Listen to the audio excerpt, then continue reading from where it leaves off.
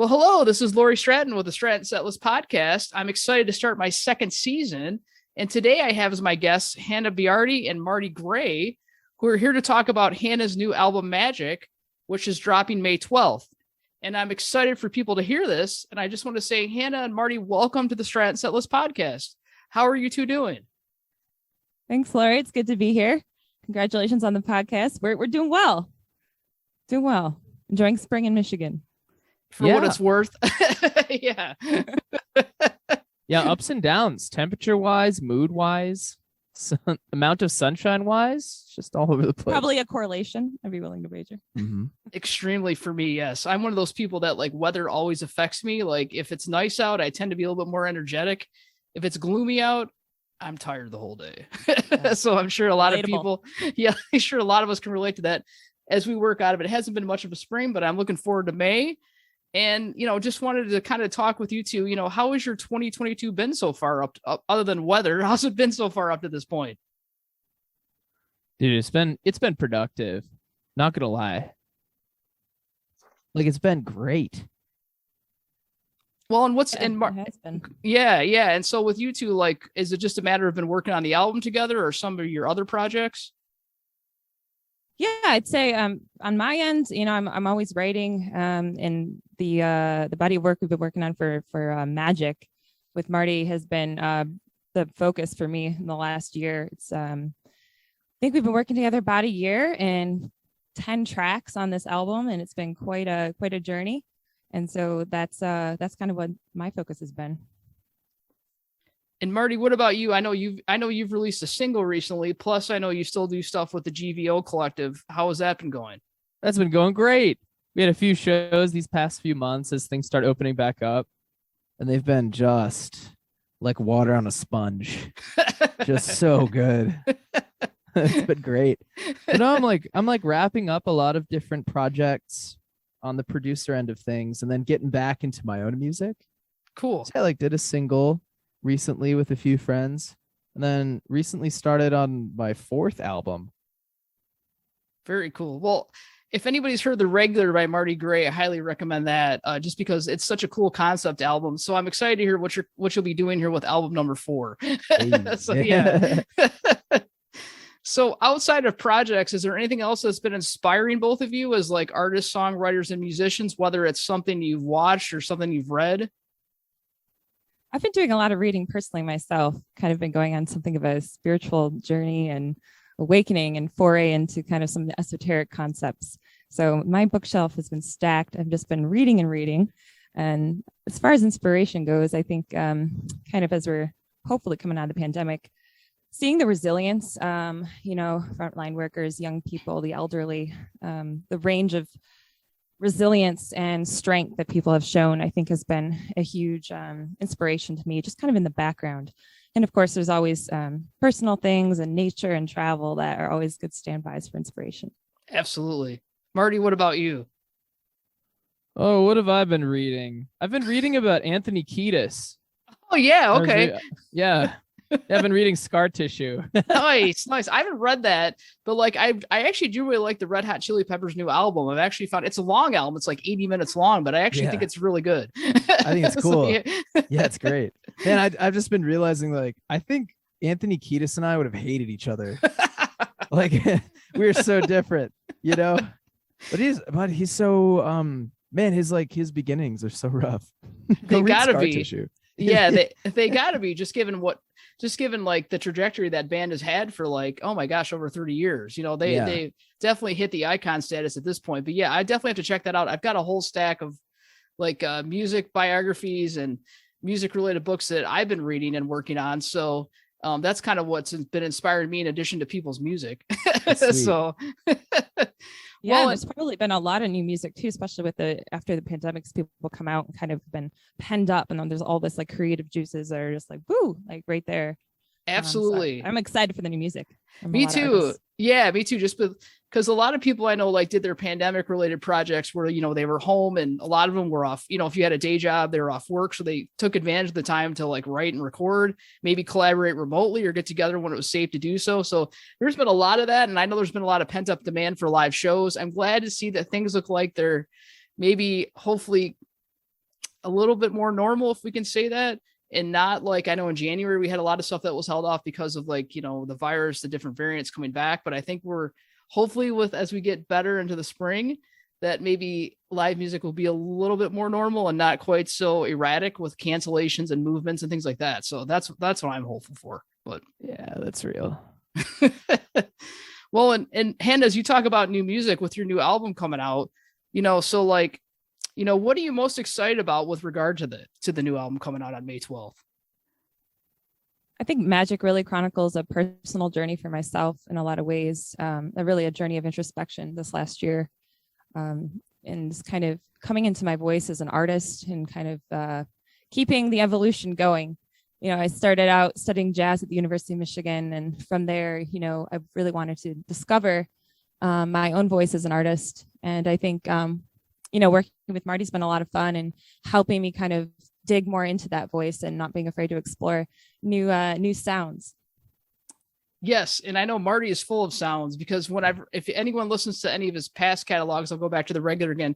That one just has a spectrum of sounds that I enjoy. So I am glad to see that you two have worked together on this album and had a chance to kind of bring your creative forces together. Yeah, definitely. It's been very organic.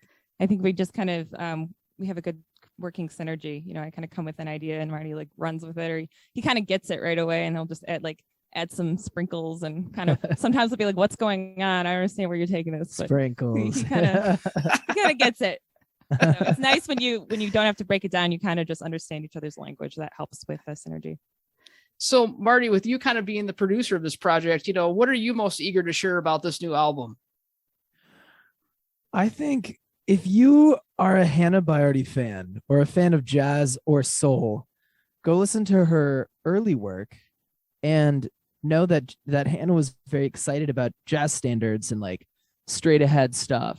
Oh, well, apparently Marty doesn't know me too well because I hate standards and straight ahead stuff. I think what he meant to say was ballads and bosses. Ballads and bosses. Now I'm a blues girl. My bad. Fully blues. I'm like Memphis vibes. I guess I'm not like a jazz cat. Maybe I don't know the lingo. Oh, I think you studied opera, Marty? Yeah, I did. That's right. Yeah. I did. Yes. He's got the opera background. I do. My bad. I'm not hip to it. But I mean, listen to her early work.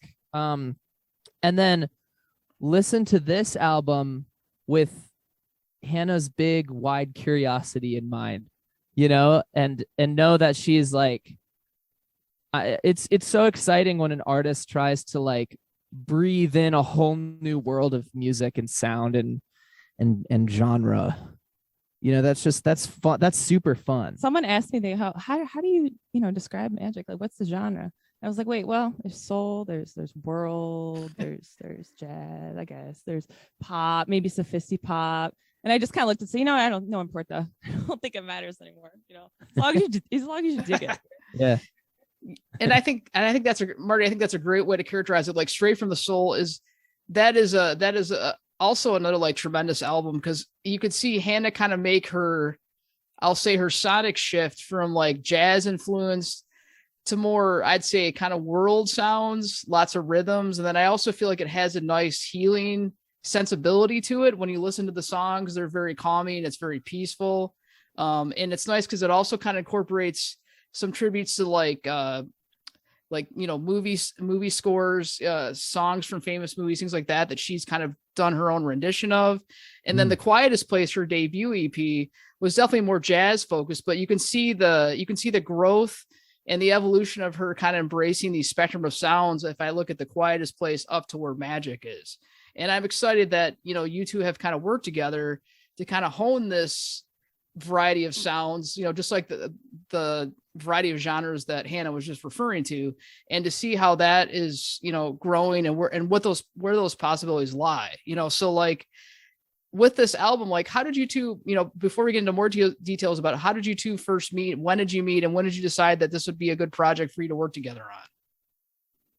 So wandering the halls of the University of Michigan, I'm sure our paths crossed a few times. I think we may have had a class in common, like some Legacy, I think, was the vocal group that was going on at the time. So we knew of each other. We weren't like hanging out or anything, but like I think some years later, a mutual friend, David Magumba, suggested we actually work together on a single at the time. And so I reached out to Marty and I was like, hey, maybe we can do a single. And then I was like, I also have other material. It was like 800 billion gajillion files, which I threw his way. And he was like, well, why don't we do an album? So nice. And Marty, how about you? What's it, like, was the first song that you two worked together on, was it Reason, or was it a different one that you two first worked on together? Yeah, that was Reason that we did first. And then Hannah, of course, is just like, she brings the enthusiasm, so she's like, I have this entire big bibliography of stuff that I've written. Like, there's like 12 albums in here, bro. Like, you could, we could do one together. And it was cool. I mean, when Hannah first called me, she wanted to change it up. She was very like adamant about switching it up right away, And yes. So we had a lot of discussions in those first few meetings about what the album would sound like, and she was expressing her like relatively newfangled interest in all things magic, all things esoteric, all things energy, spirituality, stuff like that. So we were like, how do we make like a healing spring translate into music? Yeah. You know what I mean? Absolutely. And I think that's a great way to put it. I feel like the whole album is very cathartic, even when I listen to it, and I'm not on, and everyone's at a different journey at different stages in their life, whether it be spiritual or emotional or physical, whatever it might be. But I think this album would be kind of a good companion for anyone going through any type of journey where they feel like there's an evolution of themselves personally and maybe even professionally in whatever area that they focus on. That's what, that's one of the things that I enjoyed most about the album. Thanks, Lori. I'm glad that came through. Well, and so with this overall creative vision, one of the things, Marty, that Hannah had talked about was kind of using the shelf of instruments approach on one of my favorite tracks in the album called Shaman.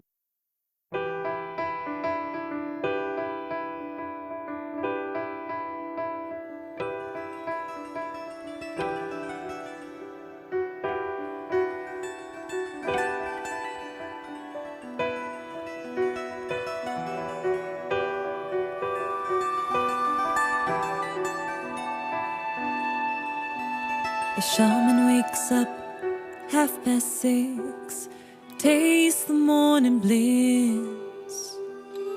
Others shy up to him, but he's still in the stillness of the morning dew.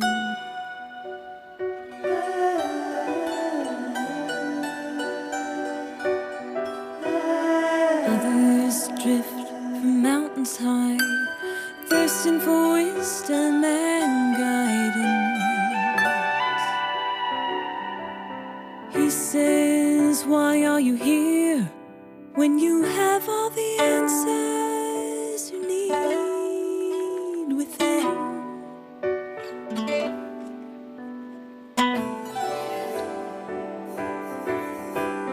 Miles and miles and miles they travel to drink his voice, to bask in wisdom. This is what he says. There'll be changes that will shake you to your core. Be ready, for this old world is no more.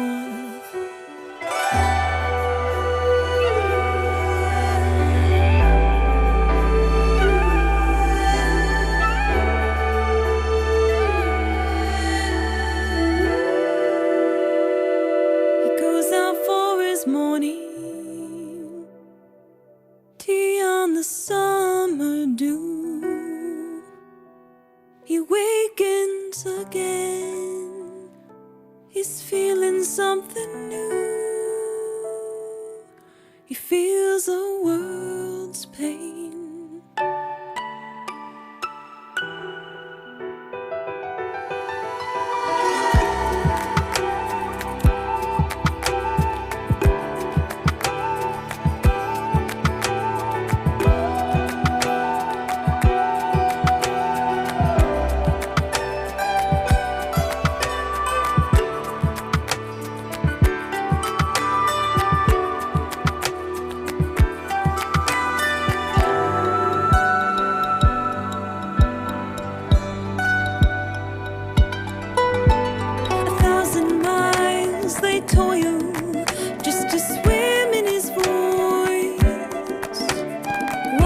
you hear when you have the answers within?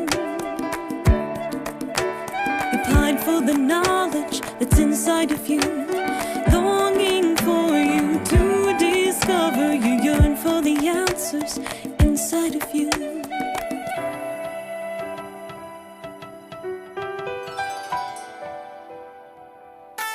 Fog grows in thick here,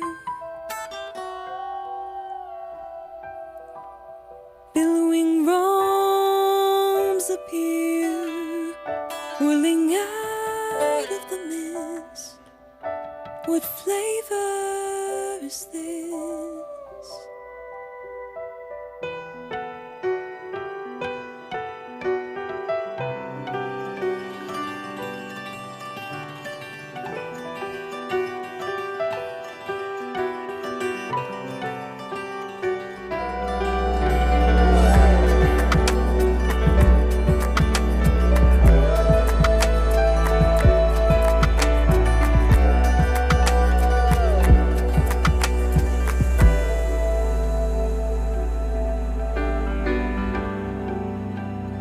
All he says with a flicker in his eye and a half-tempted smile, just look within. But what if? Just look within. Well, how will I know? Just look within.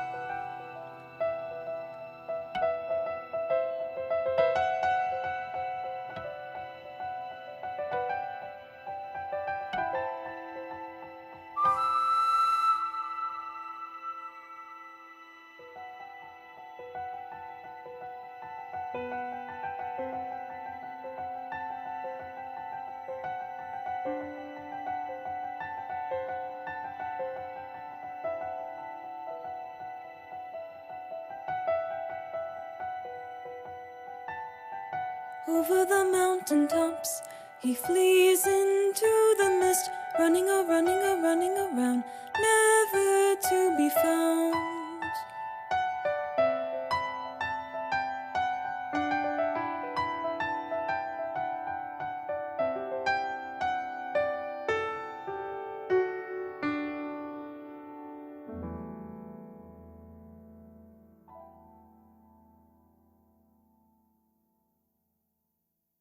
So like what inspired the shelf of instruments approach, and how did it kind of give this peaceful and kind of this mystical spectrum of world sounds on that song? Shaman was like something that we worked on maybe once every 2 weeks for the whole time. Okay. Yeah, You know, it was and- always there. It's just like let's take a break. Let's work on shaman. I'm in Marty's studio right now, where we did most of our work, and we just light some incense. We'd be like, all right, let's just get in a vibe here. Let's pull a few, Yeah, things from the shelf of instruments. Marty has like a shelf of like a singing bowl, and like, what else do you have here? I do. So we're in my studio right now. My studio is like, I mean, it looks like a crazy person's like healing den. Like I have a didgeridoo back there, like Okay. a rain stick, a couple cymbals just like lying on the floor.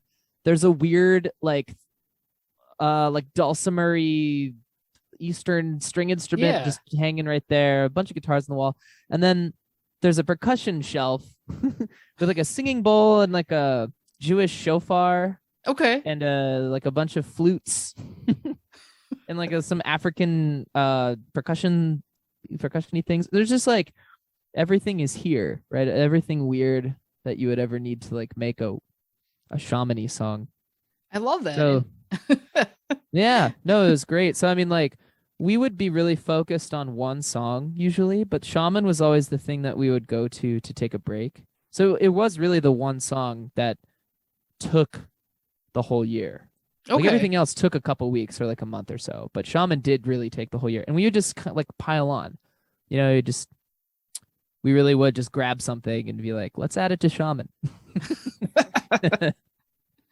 Well, so like the sound of that, I mean, I could, now that you say that, I could hear in that song the amount of work and time that you put into it and the care just by the way it sounds, and having that variety of instrumentation really adds to the overall essence of it and does give it that magical spiritual quality, which I know is like, included throughout the entire album, but I feel like that song especially encapsulated it. So if people were to just hear Shaman, they would get a great preview of what magic is all about, not just. Or not, because if you were just here Shaman, you would think this is some kind of like musical theater storyboard thing for kids and be like, wait, why is the rest of the album blues? What is this girl going for? It is kind of like the outlier, if you will, but it's the one I feel like Marty and I had the most fun kind of cutting loose writing. It was a very additive, natural, organic process and a way to kind of explore. And there was one moment where we're like, wait, like, is this okay to be using so many instruments from different cultures? Like, is all right? Marty's like, yeah, because you can't tell what it is. It's just an combination of so many cultures, but we're doing it, I think, in an appreciative, tasteful way, when you say. Yeah. It's yeah. I mean, the whole idea behind someone like a shaman or someone whose job it is to heal people is you kind of have to go beyond culture or like right. Whatever sort of predisposition you might have from where you grew up, you just have to throw it away, And so I feel like the song really is world. It's not world. It's not world music like you just borrowed the cultural traditions and musical traditions of one area of the world. It really is just like every single instrument from around the world. Yeah. Yeah, absolutely. When I look at all the, you talked about all the instruments that you have, but when I look in the credits of all the things that's listed, you can tell it definitely represents kind of a world approach. Like you said, not just from one region, but from all over. And I think that's a good, and I think that's a great way to kind of talk about how culture can influence music in so many different ways and represent people's various backgrounds and perspectives and traditions across music in a great way. That's what I would say about Shaman. Well, thanks. Yeah, thank you. Agreed. It's awesome. Well, and so it sounds like Shaman is the one that you spent the most time on, obviously, across the 10 songs that are on Magic. How long, outside of that one, how long did you two spend recording and finalizing the other 9? Is that something that was done, quickly over a matter of months, or did you kind of take your time with those as well? I think this, let's say we started getting into the flow of things after Reason around the summer. So probably like May, June of 2021. And then, as Marty mentioned, kind of depending on the song, it'd be like a couple weeks to a month, maybe month plus per song, per track. And kind of just, it's funny because, the album I came to with Marty, the material I had initially really wasn't the album that got recorded. And that was the funny part to me as the songwriter, is I didn't see this album coming. One song kind of fed the next one. It was like this organic evolution. And I felt like this magical presence as I was writing it. I just felt very, very inspired. Like I was just kind of writing these waves of inspiration. And I felt like this was some of the most personal and the music I was most proud about to date that came out in this last year. So it was a very magical time in my life.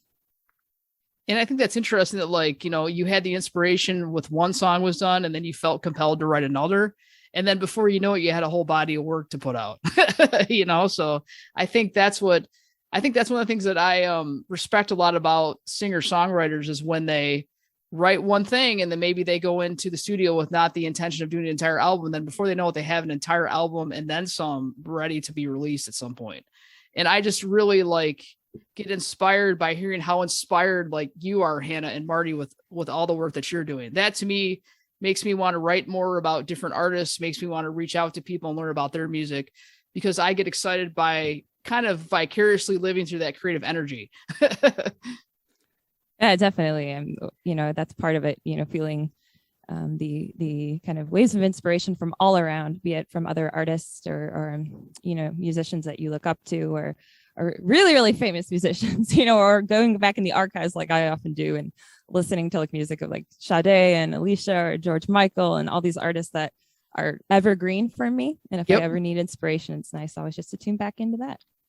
Well, and as someone who grew up listening to all those artists, okay, Alicia Keys was a little bit later in my life, but the other ones you named, I was a big fan of all of them growing up. And I love how you've embraced this throwback sound with whether you're looking at the sophisti-pop like from Sade, or you're looking at more kind of the like Quiet Storm. You know, I'm a big fan of that era as well, and a lot of that music. So it's refreshing to hear that people of any age group appreciate that music and then kind of use it as an inspiration to create something for today. And I always like appreciate that as well as a, you know, as a music journalist and as a fan myself. Yeah, for sure. Well, let me ask you, so Marty, with being part of this kind of this creative journey for Magic with Hannah, you know, is there anything that, you know, did you kind of see things differently through a new lens as being her producer, especially kind of as she was slowly evolving through all these different songs and you were working with them on her over time? Oh yeah. Yeah. It's like 2020, 2021, 2022 up till right now have been like, at least in my career, really heavily focused on producing other people's music. And it's fun how you can think of yourself as a rock, but when other people come into your musical space, they shape you, you know? Yes. They like shape you like water and wind, you know, and like Hannah's sound is very smooth. You know, everything has to like be connected to each other, and everything is legato, and everything has transitions, and no one thing can happen in a song without it happening again, you know. And so there are these new rules that Hannah brings to the table in the space that are really fun to like filter through, you know, to channel, right? And so my music can be very angular and very sudden and very stark and very, very like and it's fun to like have these new rules where all of a sudden you can't be angular. Everything has to be very smooth, and everything has to run into each other, you know, and you can't just like make a statement, like a big loud statement, without it being contextual and without it coming back later, you know. So it's fun. It's fun to work under new rules and to like be shaped. Yeah. Absolutely. And I know, like, you know, and I'm just amazed at a lot of the work that you've put out with, you know, whether it's GVO or with Hannah or your own work, like, you know, we talked about before. You know, it seems like you're always working on something or helping someone. So hats off to you for kind of being, you know, for that prolific and just kind of working alongside Hannah to help her shape her sound in terms of where she's going. So, oh of course. Thank you. I love it, man. I love it. Well, and I wanted to talk, we kind of talked somewhat about kind of thematic elements of Magic, but what I really took away from Magic as I listened to the entire thing, you know, from top to bottom, is kind of breaking down these pre-existing emotional barriers. And then kind of, Hannah, you kind of alluded to, you know, kind of this unexpected spiritual awakening. And then kind of, I also feel like there's this newfound confidence in life and love across the songs. So like, how did you arrive at kind of identifying and exploring these different themes throughout the album? The album wrote me. That's the simplest way I'll say it. I didn't really arrive with any preconceived anything. I mean, geez. Really, the album wrote me. I think it took on a life of its own. In the background, I mean, the pandemic's going on, and I don't want to be oblivious to the fact that was a very real influence on, I think, the music and how things kind of evolved. Is, you know, it's a very heavy time, and I think young people in particular have faced, by and large, the brunt of it. You know, at a point in our careers when we're really trying to launch and be free and move. And when you're told to just sit still and, you know, you're kind of get trapped inside not only your head, but wherever you're at, physically or otherwise. And I think that changes the context of everything. And so that forced me to go in more and spend more time reading and meditating, a lot of time alone. And in meditation, things were kind of revealed to me, and I've had some, you know, unique spiritual experiences that have been very personal and emotional and very moving. And I think that's directly fed into the music. Yes. And a lot of those insights that you share across those songs, again, are very inspirational. Even though I'm not on that same type of journey, I appreciate kind of the learnings that you've shared directly and indirectly across the songs. and how that journey has kind of helped you evolve personally and of course professionally in terms of the sound and the creative direction that you have with the album. But you talked about read a lot of books, and from what I understand, Tara Brock's book Radical Acceptance kind of inspired you and led you down this creative path. So like, what were some of the most important lessons you took away from that book as a whole? So last spring, I for a while really enjoyed Tara's guided meditations, and she's an excellent author and psychologist and human being. And her experiences have led her around the world and interfaced with a lot of different cultures and people and experiences. And she's just a woman I really look up to. And so I bought her book, Radical Acceptance, and was very moved by the power of the stories and the examples in there. And the thread that kind of was woven through the book was, about fully accepting where you're at, and fully bringing in a sense of compassion and empathy to others and yourself, and kind of into your energetic sphere. And so when I started reframing the pandemic rather as an oppressive, very, very heavy time, and I reframed it as, I'm grateful to be here and alive. I'm grateful for my health. I'm grateful for so many things in my life, grateful for the creative force that moves through me. And I started thinking about those things. It really feel like it opened my heart center. I started getting into chakras, and it's like I wanted to keep digging and digging and digging into spiritual and esoteric kind of themes. And I kind of found a home there, a sense of solace this last year, kind of immersing myself into that world. And there was this interplay that started developing between the music and how the lyrics and music would come out like in direct response to a very clear emotion I was feeling. I feel like if I got to a really, really clear place where I felt an emotion throughout my entire body, I would just be running to the piano and there would be a song. And I'm like, okay, send it to Marty. There you go. You got a song. Stuck in my mind, or Magic Key. There it is. Those are two other really great songs as well in the album. And, so as you were kind of as this journey was unfolding for you, and you were, kind of processing different learnings and then the teachings and then writing the music, now with all this about ready to come out, as listeners hear this, how do you hope it kind of helps them on their own life-changing journey? I hope it finds them where they're at and provides them with a sense of, here's somebody who's weaving in and dodging in and out of genres and trying to find their own voice. And maybe they're trying to find their own too, whether an artist or an appreciator of music, a lover of music, wherever they're at. I hope it inspires them to look within, look deep within, and really have compassion for where they're at in their life. And I think, and I'm hopeful that it will be a good companion for people as they're embarking on those journeys. I know when I listened to the entire album, I felt like it kind of moved me in a lot of ways and made me feel as if I could get in touch more with myself, spiritually, and also just creatively. As a writer, I'm always looking for different things to inspire me. And if I hear an entire album that puts me in like a calm frame of mind and makes me feel as if, I'm kind of at one with myself and with the world, then I feel like I can become a better writer. And I feel like that type of influence would be helpful to a lot of people, whatever their creative outlet is, as they hear the album. Thank you. That means a lot. I'm glad I had that impact. Yes, it did. And I just think, I'm always, even though I'm not like a religious person, in terms of the traditional sense, but I feel like I'm a spiritual person. And I've always appreciated people or artists or teachings that kind of border on the mystical side of things. And Hannah, you talk about esoteric as well. I always appreciate that because I feel like maybe that doesn't get enough support from people, because I think there's a lot of value in those teachings. And I think it can really bring people a sense of peace, whether it be through meditation, readings, or other like spiritual practices that people, participate in. I just think that it's important to kind of share those lessons and teaching with people through different channels, and music is a great one for that, in my opinion. Yeah, definitely.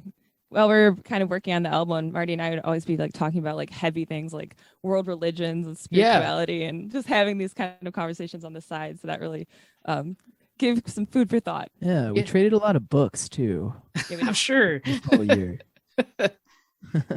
And Marty, did you read any of the, did you get a chance to read like Tara Brock's book or anything that's along those lines that kind of help you understand where Hannah was coming from spiritually? Yeah. She gave me the Sacred Sounds book by Ted Andrews, Nice. which was good.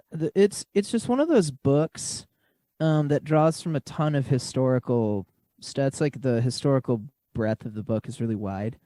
So I found myself really liking a lot of the stuff, and then being having a lot of friction with a lot of the stuff in the book too. It's good. I love that. I love like challenging reads like that.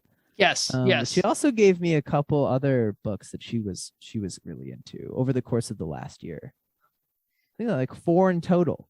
They're very cool. And I It think, was good. yeah, and I would think like having that would kind of, as a producer, kind of looking through her eyes as to where she's getting this influence from and inspiration, and how that can kind of be worked across the music, thematically and sonically, of course. Oh yeah, you nailed it. You're right, exactly. Right. You start to see like, oh, this is what you're into. Like, Yes. This is how you're thinking about this. Yes. And like, you sort of see it with the songwriting, but then yeah, you as a producer, you're like, oh, I'm seeing like synth sounds Yes. that are very magical. Yes. You start to develop the sound a little bit. Yes. And one of my favorite things to do is when I read about artists I like, whether it's people I write about or other people that I listen to that maybe I haven't interviewed, when they talk about like who their favorite artists are, I'll go and get those albums if I don't have them already, to understand like where they're getting their inspiration from. Or if it's a book, like in this case, I'll have to check out Tara Brock, and see what that's all about and learn from that, learn from those types of teachings. And then that gives me a whole new perspective as a listener and as a writer as to what artists are working on and what they're putting out. So that's something that I always enjoy doing, is kind of like following the inspiration of the inspiration, is a lack of a better way to say it. I love that. I love that. We're all on this quest for knowledge, and it's Yes, interesting to see how it takes always. many forms and shapes. Yes. Well, in Magic too, you both have a great cast of musicians you worked with, like Joey Huey, David Magumba, Takashi Io. Shout out to Takashi, because I believe he just won a Detroit Music Award for yeah. bassist. He sure did. Yeah, Takashi. shout out to him, man. Woo. Yeah. Ryan King from Stormy Cromer and Yes. Krista Grix. So like, what was it like to bring all these people together, and how did they help you carry out your vision, Hannah, sonically for all the tracks on the album? Well, I always like to say, I think you're only as good as the people you surround yourself with. It's your collaborators that Yep. bring things to life. And so I think having a variety of collaborators is always a good thing. And they bring so much unique perspective, but they also, I think, are very open-minded individuals and very talented in their own right. But they kind of met me halfway. They're like, oh, I see what you're going for. And they just really brought the open-mindedness and the gusto and ran with it and added just that embellishment, whether it was Krista's, Celtic harp or Joey on a verse. Yep. Takashi holding down the fort, with a real fat PHAT bass line. Yes. I just think it added so much flavor, And Marty, what about you? What was it like to kind of bring all these people into the studio and kind of put all this together with Hannah? Man, I love bringing people in. I don't know. I just like Hannah was kind enough to let me drum on her album. Nice. Yeah. Which, that was so much fun. It's so great. But you But started out with drums, right? Kinda. yeah. Well, yeah. I mean, it's been so long since I've actually had to like do a job with drumming. I'm like sure. like not let someone down with drumming. It was so fun. I mean, like, there's nothing like playing with Takashi Io. Like, I was drumming alongside him in the same room, and just like, this cat doesn't mess up. Like, okay, here's something fun. If you look at Takashi's waveforms and you adjust them to a grid, right?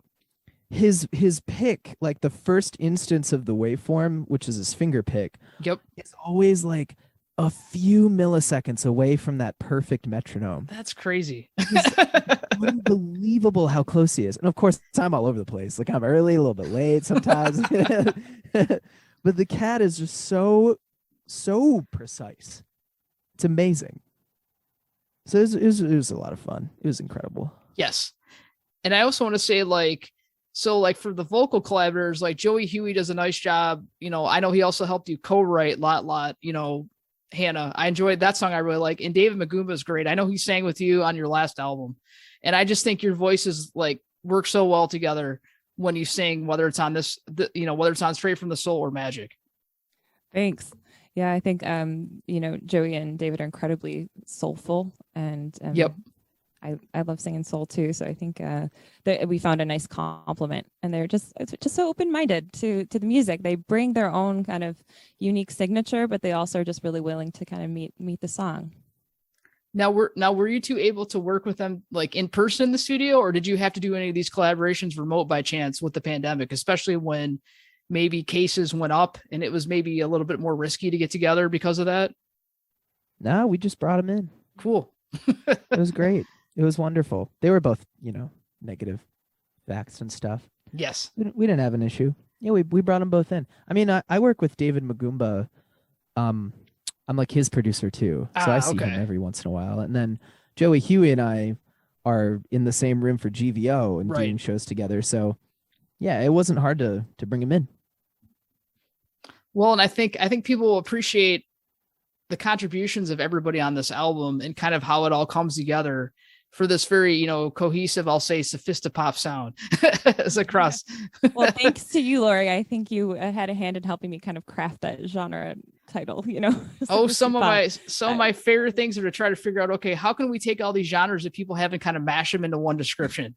And I either like help people come up with those, or I find that people have some on their, in their EPKs and their bios. And I'm like, I love how they come up with that. They'll just, they'll have all kinds of names for their genre or where they want to mash several together. And I know some people that's a challenge because you don't necessarily want to like put yourself in one genre, but I know a lot of times for people to identify, you kind of want to give them some sort of overarching theme as to what your music might fall into, It's hard to keep up with, isn't it? Yes, it's not easy. No, but I do appreciate the people that maybe can't necessarily put themselves in one genre, even though I may be contradicting myself a bit here as I help people come up with descriptions, but the idea of just where they can allow their sonic palette to really embrace a lot of different influences, like I'll tell people, I think it's cool that maybe you're so versatile that you don't want to just, fit under one area. If you do, that's cool too. Like nothing wrong with that, because then you can really hone and, kind of grow in that too. But I just really like the versatility of sounds across, like I said, Hannah, as you're kind of becoming this crossover artist across jazz, soul, R&B, pop, world, to name a few that people will hear on Magic. It's a journey. I see where the sounds take me. I don't know what's going to work through me, what's going to come out next, but I always know something will. And that's the exciting part, I would imagine. I would assume from your perspective, that's got to be the best part is what's going to come out next. Yeah. And I don't know how life and world events and people and places and things and energy will impact me. I really can't anticipate that. Like I said, this wasn't really the album I set out to write. Right. And I don't know what the next one will be either, but I know it's going to happen. I think I'm getting into the creative flow. I'm kind of learning my process. Kind of hits me like a ton of bricks. Yes. And the weirdest places, I could literally be in the shower or on a bus or in a car or in an airplane. And it's always the most inconvenient places where you get these creative downloads and you're like, I want to run to the piano, but I can't right now. Right. I really got to get this idea down. This is why we have, musicians, I feel like, have the voice memo. Yes. That's your issue of like 1,000 of just marinating in there. And you're like, well, that one's a bit old. Yeah, I got that too. Do something new. And then you never finish them. They're like little threads. I started to shower right before making my own stuff for that very reason, because it's so frustrating. Like showering before something else. Well, and I know a lot of artists rely on like the voicemail on their phone for the exact reason you two are both talking about. You can be out at the most random place and then you'll hear a melody or you'll get a lyric idea or whatever, however it comes to you. It's always like, I've always been like fascinated by that whole process because I'm not a songwriter. I'm not an artist. How like somebody will just wake up in the middle of the night and hear a melody in their head. And I'm like, how do you even do that? Like, that's something I wish I could do, but I haven't figured it out. Or like 4:00 and every weekday. It's like at 4:00 when the sun's coming in a certain angle. That's when it like hits. Nice. A regular time. I like that better, actually. I can Yeah, it's very scheduled. It's Yeah, very- I like that. I'm very not sure I'd be convenient. that scheduled. I think mine would be Hey, I like, can't control it. Something wants me to write at 4 o'clock. I don't know what forces working through me. But. that's great because 4 o'clock is the time of day where like I need another coffee because I'm hitting like the afternoon wall, you know. So like for me, it would be like 3 a.m. I'd wake up, or it'd be 10 a.m. or, you know, for me, it'd be all over the map as to when that kind of stuff would come. I know if I were an artist and a songwriter, you know, for getting inspiration for things like that. Hey, there's no wrong answer. No, man. no, I that's got, what I like. I got a buddy who says that he writes the best from 1 a.m. to 5 a.m. Ah, that's crazy. matter what. Hats No- off to him. I know. Of It's course, like, circadian rhythm. Yeah. I know. Well, he says that it doesn't matter what sleep schedule he's on. He just like, if he's waking up early and staying up till like 1 a.m., he starts to like want to be creative right as he goes to bed, which is like, you know, he's just Yes. a night owl now, I guess. Yes. Well, and I think you kind of have to embrace your strengths, you know, as an, you know, artist, songwriter, musician, or creative, or whatever your vocation is, just to like embrace your strengths. Like for me, you know, I probably hit my creative peak. You know, I do well from 10 a.m. to about 3 p.m. And then after about 3 or 4, as I mentioned, that's when I need a coffee and a break and come back. And then I do well from 7 to about 9 p.m. And then much after that, I'm kind of toast for the rest of the day. So you and I are very similar. That's kind of that's like my dip too. maybe it's my age. I don't know. Right. Maybe I'm just getting old and like, you know, feeling like, you know, I used to be able to like, you know, when I was in high school, I would write, you know, poetry like late in the middle of the night and stay up. And then I think all the years of being forced to work early in the morning have kind of changed that. That's all right though. Yeah, it's all good. As long as you're still going. But Hannah, I want to talk about some of your songs that have been out. So coming out now, I should say, will be How Do You Want Your Love, which I really enjoy this song because I feel like it spotlights another recurring theme throughout Magic that you explore, kind of this intimate and vulnerable side of sensuality and sexual empowerment.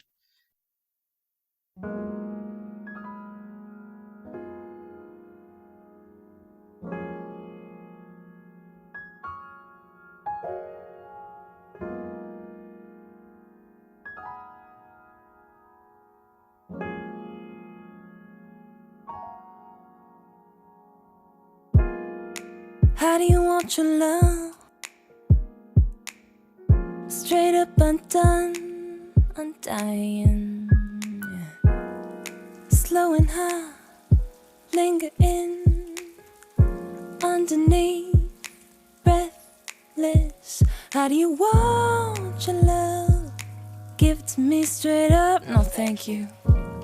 This time, slower, deeper, warmer, nearer, undone and unwound. How do you want your love, sir, baby? We think there's one way to show our love, but my love goes beyond touch, words, feels. There's many places to activate it. Only these words can fail us, but you know I can. The charged spaces in between our hands, and the air that stands still when we make it so. Heart racing, suddenly you know. How do you want your love? How do you want it so, baby? How do you want your love with the tinglings and the burns, baby? How do you want your love? How do you want it to burn?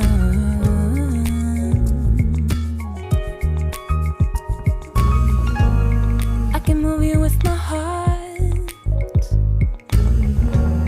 or just my eyes alone, with the space between, or the lack thereof. You call it, I roam.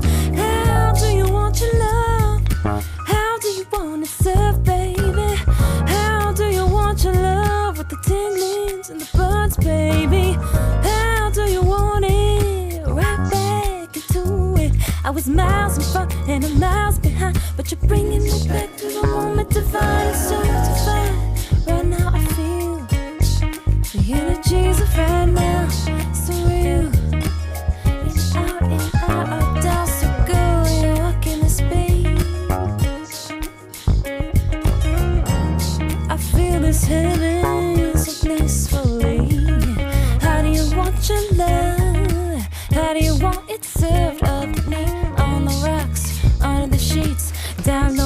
dirty seeping all out. Honey, want your love. Baby, tell me what you're feeling. No, don't tell me. Let me sense it. Let me energetically feel it. Sensual surprise. I can read it with your eyes. No need to touch, no need to taste. I can feel it, baby. When your pain's erased, it's burning so bright, burning so bright, burning so bright. How do you want? How do you want? How do you want? How do you want? How do you want? How do you want your love? How do you want? How do you want? How do you want? How do you want your love? How do you want? How do you want? How do you want your? I'm down. You breathe. I taste. You need something back.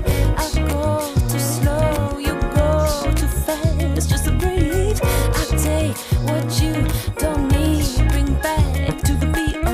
To the beat. To the beat. To the beat. We go too far. Every time to the stars. Let's switch back. Every time to the stars. So dreamy.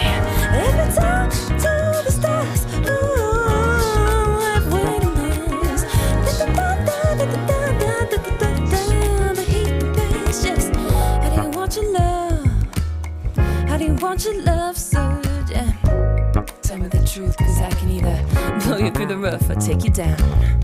Way low, underground, underground, underground, underground, underground, underground. I'm coming up through the roots. I can take you up through the clouds, then let you fall down low. How do you want your love? How do you want it to go, baby? Just tell me, and we'll make this magical.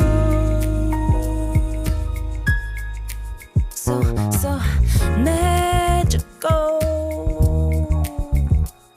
Like fla la la la, like fla la la la la, like fla la la la la, like fla la la la la la la la la la la, like fla la la la la, like fla la la la la la la la la.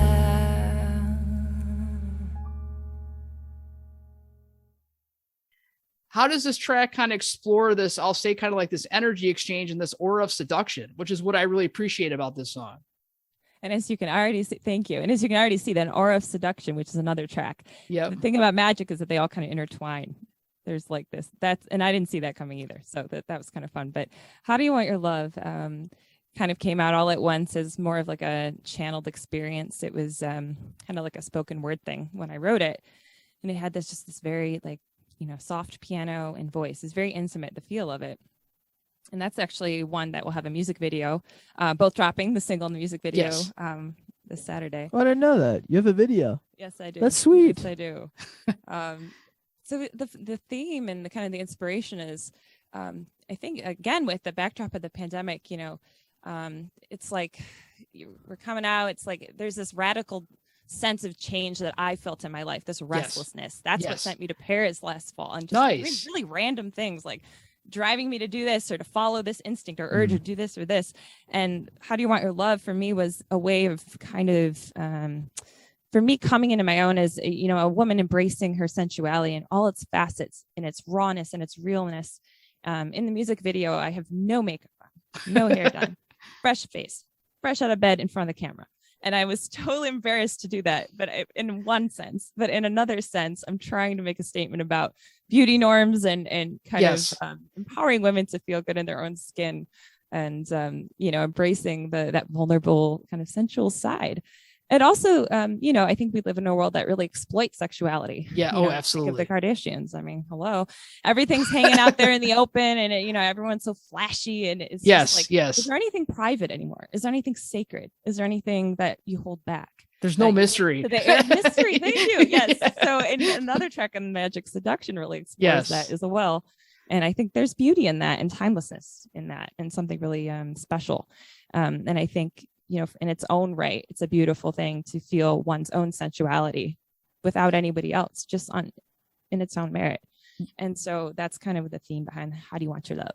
Yes. And that's what I appreciate about, like I know some people like more the let's put it all out there kind of feel with sexuality. And if that's like how you do things, that's great. But I definitely can relate more to kind of your approach to it, where you kind of have this romantic angle to it. And you kind of have what I consider this realistic aspect. Like you're getting up out of bed, you're trying to embrace that side without having to put on tons of makeup and having your hair done and look super presentable to whomever your partner is. That you just say, here I am as me, and this is how I feel. This is how I feel sexy. This is how I feel intimate. And I want to convey that to my partner, and to help other people know that that's okay too, if that's how you prefer to kind of explore that path physically or emotionally. Yeah, definitely. And even for its sake in and of itself too. A lot of us spent time alone during this pandemic. A lot of us had to go in and really meet ourselves and look in the mirror. Yes. And I think that's also a really special part of this song is that, sensuality and sexual expression, especially for women, just given our oppressive history, is very empowering to step into that as a woman. Yes. And I think, I'll say is pay attention to the earrings. I put a lot of thought into those in the video, and kind of the robe is by Kim and Ono. So I'm always looking to support women-owned businesses too, and cool, come full circle. Well, it definitely has I definitely like the style that's conveyed throughout the video. In terms of the fashion, but also in terms of the way the camera angles are shot, the way that you have a lot of close-ups that kind of convey that. And then you have kind of you as in a kind of a carefree, expressive version, like where you're dressed in black with like white boots, if I recall, and like you're dancing and kind of, embracing that freedom in a sense. And I kind of like how it shows this duality of you in the video. Yeah, definitely duality is a theme. And just shout out to Caitlin Mayernick. She's an amazing director. And she was such a motivating force to me every time. I was like, I don't want to do this. She's like, it's the goddess energy. Embrace it, Hannah. Yeah, so motivating and inspiring the whole journey. So shout out to you, Caitlin. Go goddesses. Yeah. Well, you kind of alluded to this too, but like you talked earlier about like chakras and kind of exploring different spiritual aspects. And now correct me if I'm not pronouncing this right, but is it Kundalini energy? So it kind of explains that. I'm sorry. It kind of conveys that concept. How did you come across this concept of Kundalini? Sorry, I can't even say it. Kundalini energy for the song. Yeah, I think somewhere in my travels, as far as reading goes, I came across that term Kundalini energy, and it struck me, and I go, what is that? And I still am new to learning about it, and it just kind of piqued my curiosity. And I think it intersected with my curiosity about chakras and different energy centers in our body. Yes. And how we can actually move energy around to kind of free blockages and blocked energy spaces. And that's kind of something that I think just the experience of writing and making that music video for How Do You Want Your Love helped me with, is to kind of open different like centers in my body and feel energy kind of coursing through me. Yes. And that just felt really empowering. It was some new sensations and things that I just had kind of recently explored this year. So I think that was that kind of led to my curiosity about what is this Kundalini energy. There's so much out there I want to explore. They don't teach you this in school. These are like the clandestine, I always feel like there's a lot of knowledge that we just don't, the public doesn't learn about, or they're very much, influenced by Eastern, philosophies that don't necessarily come this far west. Yes. And that kind of goes back to my earlier point about saying, I think it's important to kind of share these types of teachings with people because they don't get enough exposure, and people may not get introduced to them as much as they could and learn from them. Like you said, this is not stuff necessarily that they will teach in a college class. It's something that you maybe have to seek out on your own, but it would be cool one day if this is something that they did explore more in a college class, particularly at more of a traditional 4-year university is what I'm thinking, so. Yeah, definitely. You'll be lucky to get in like a religion course or a spirituality course if you're lucky. Yes, exactly. Well, and with this idea of kind of, embracing this energy and kind of following that, let me kind of move to Lot, which we talked about Joey Huey earlier, which you co-wrote the track with him.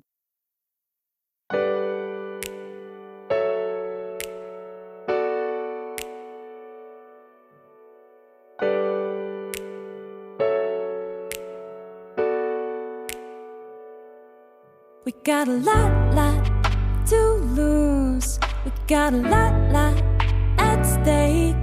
We gonna break the rules.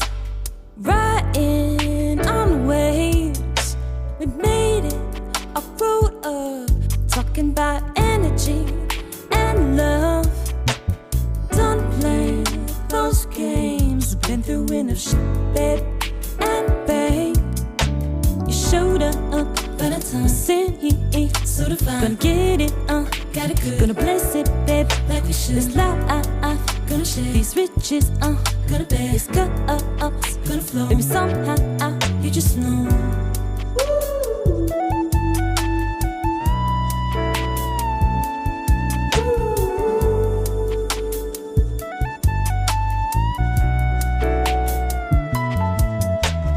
Leveled up our game.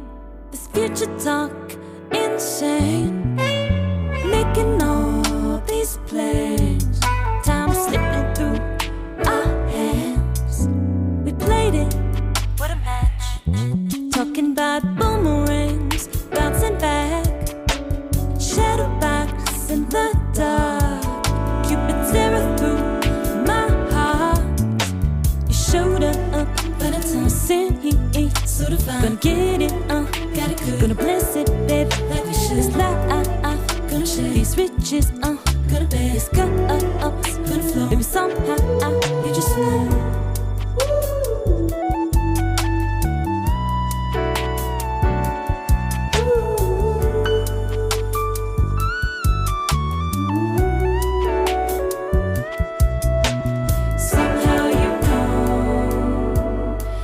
Someone you know. Spiritual, subliminal, psychic and physical. Spiritual, subliminal, psychic and physical. Somehow you know. Is it someone you know? Talking about love, baby. Talking about love, baby. We got a lot to win. We got a lot to gain. This moment's all ours. The rest, babe, can wait. It's moments like this. Life keeps on changing. The hourglass sand still flows. Trying to get past our woes. An emotional switch fulfilled with spiritual bliss. Love that surrounds us so, and serenity for our soul. We got a lot to win. We got a lot to gain. It's gonna take some time. You know it's all worth the wait. Somehow you know.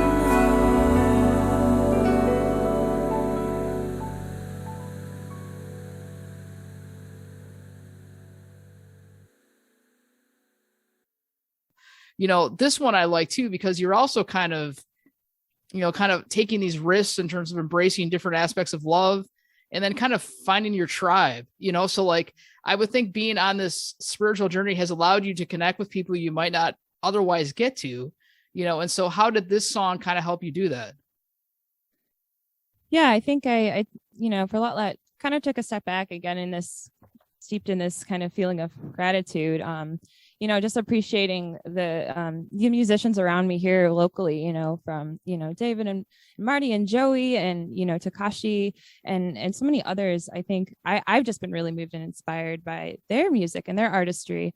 And I think, again, intersecting with my spiritual forays, learning about, finding your soul tribe, those group of people that you really feel you can share and be open with and really, as we say now, vibe with. Yep. I can't keep up with lingo. I can't either. Lingos will soon surpass knowledge. So, but kind of coming to these people and, finding something of yourself in them, kind of like, it's like a mirror, you see essence of yourself in somebody else. And I think, if we step back and look at healers and, historically, what has that been? Well, therapists or, of course, like doctors and nurses, but also musicians and artists and people who kind of have this energy and frequency within them of healing through whatever they create or manifest. And I think that rubs off on you. So when you hang out with people that are, vibing high and really have good energy, again, shout out to Takashi because he has some of the best energy I've come across yet. It just rubs off on you. And I think it inspires you and really moves you in unexpected ways. Yes. And I can relate to that in my own sense. I'm a big extrovert. So like I tend to get my energy from being around other people. And especially if you're working on a creative project where you kind of brainstorm and bring your ideas together to create something, that to me is my ultimate I'll say with my people or in my tribe or however you want to call it, is just this, that's kind of how I draw my energy. And if I honestly don't see enough people or talk to enough people, I kind of wear down. That's kind of the challenge that I have from my perspective. And the more I get a chance to talk with people and learn from them, the more energized I get. I could be home for a whole week and not talk to anyone, and then I'm pretty worn out. And then I go out somewhere and interact with people, and I come back and I'm ready to do stuff again. So that's to me how this song kind of helps me in a way. Neat.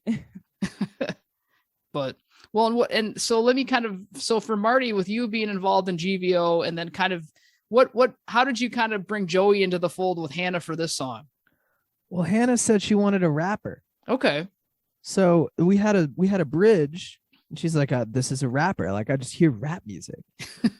So I was like, well, I know rappers. I know like 13 of them. We should bring one in. So I tried to think of the rapper I knew in GVO. I was like, is there a rapper in GVO who is into like energies and like world music? And there was one very clear candidate. I'm like, the one rapper who like wears a purple suit to our gigs. That's the one. He loves it. He's like all into the incense and all into the nice the karmic stuff. So Yep. I was like, I gotta have Hannah and Joey meet each other. And he came to the session and he did not rap. He sang on it. He sings on it. Yeah. Yeah. Both of us were looking at each other like, wait a minute. This wasn't supposed to happen, but we were kind of digging it. We're both like, this is working. Yeah, it was just sort of one of those like magical, unexpected moments for sure. Magic. Yes. And it works because I enjoy songs where there's collaborations, whether it's, someone can, whether it's instrumentation or vocals or both, where you get a chance to, because then I learn about another artist that way. I know I was familiar with GVO, Marty, because when we talked about them, when you and I talked last year, but now I know more about Joey Huey because of the song. And then I can kind of pay attention to like what he's doing with GVO or if he does solo stuff. And then same thing with like, we talked about David earlier about his project. So like, it just kind of opens up more possibilities to learn about other artists as you collaborate and bring them on to an album like this. Oh, it's great. It's so cool. Yeah. I hope Joey and David both do more stuff. Yes. I want them to. They both expressed interest before. Yes. I can see that. But I hope they do it. Well, and with Magic coming out here pretty soon, is there anything that's kind of left to do to kind of get things ready to share with the world, or is it just a matter of waiting until the 12th hits? I mean, TikTok. I've hopefully got most of my ducks in a row. I'm now, copywriting, all that good stuff. Yep. I just encourage people when it drops, be so kind as to purchase it on Bandcamp instead of supporting the penny business of the streaming platforms, which is it's a very tough ask. It's a hard sell, but I know people of hearts and conscience, people of conscience will turn inward and realize, hey, artists have been hit pretty hard, and they need our love. So I might chip in more than a dime. So that would be much appreciated if fans would visit Bandcamp and support our music. Yes. And whether they purchase a download. And so for us old school folks who still like CDs or vinyl or cassette, maybe 8-track, I don't know, whatever your physical, I like. Hey, it's all coming back. Yes. Which is what I appreciate because I collect all versions of those. Will Magic be available on CD for people to purchase through Bandcamp? Heck yeah.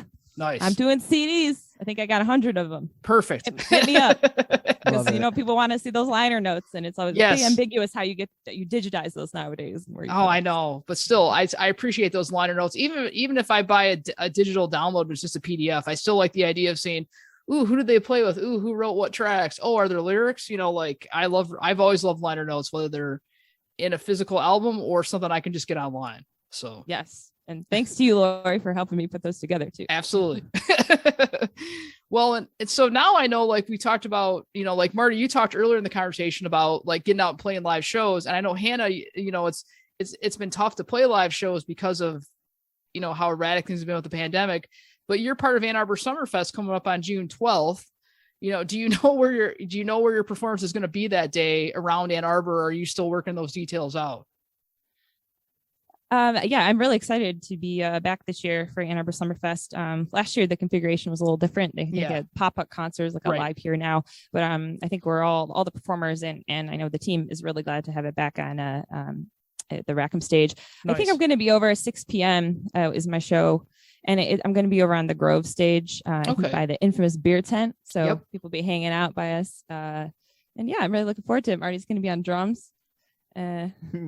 We're practicing on the drums. Takashi on bass. And I bring in my longtime friend, amazing musician, A.M. Wyatt on saxophone. He's going to tear it up.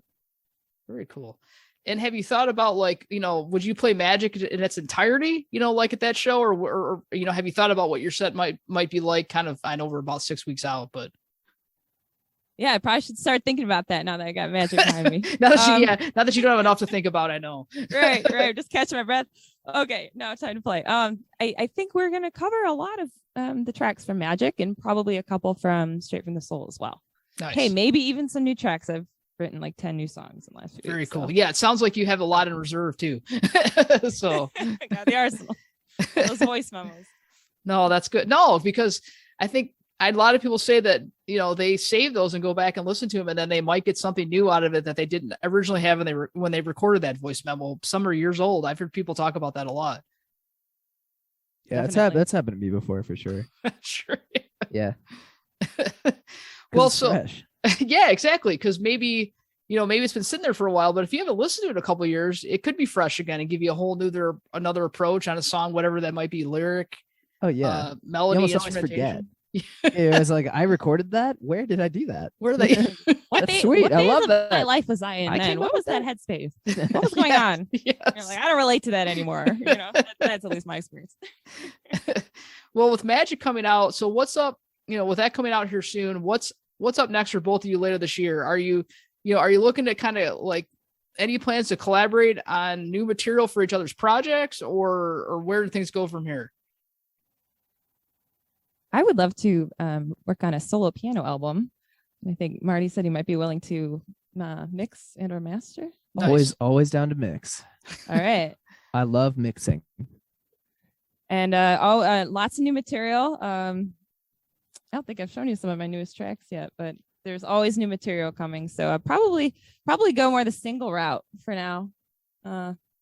What about you, Marty? Love it. I'm going back in my hidey hole. It's time for me to buckle down and do another record. Nice. Yeah, you mentioned working on the 4th album. Yeah. Album number 4. And, ooh, man, am I excited! I do this though. I go back. I shut everybody out and I stop collaborating and I make my own thing. Yeah. You need that time on your own to kind of get that, and then if you want to bring in people, you can do it later when you're ready, I would assume. Yeah. It's just kind of like, I don't know. I don't think I try to do that. It's just what happens. Just stop talking to people. Well, do you think for album 4, do you think that would be out this year, or would that be next year at this point? No idea. At this rate, probably this year. Yeah. But you never know if I'll just get distracted. Yeah, no, right. Especially as I know you, like you mentioned earlier, you work with a lot of other people on their projects too. So to try to carve time out for all that, I can. So yeah, and it's like, I don't know if some new cat's gonna come along and I'll be really excited about them. Like I have no clue. Probably not. Well, you never know. You might create the next version of Magic for that person too. Yeah. It's so hard to tell. I have no clue.